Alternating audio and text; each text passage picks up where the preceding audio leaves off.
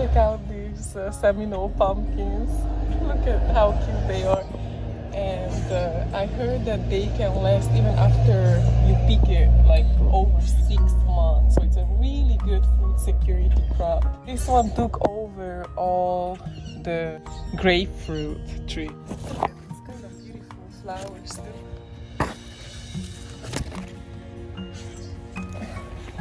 Look at that.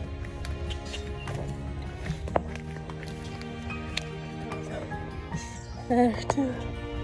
Look at it. It's beautiful.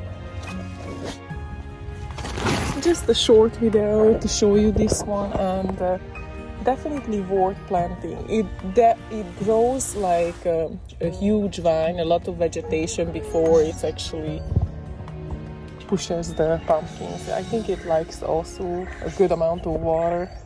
So after the rain, this is what happened. And now it's actually raining also today. So if it's like drought, what happens, what I saw, that it drops the pumpkins. It just can't hold into it too much. But if it gets rain or water on it, then very quickly they will grow.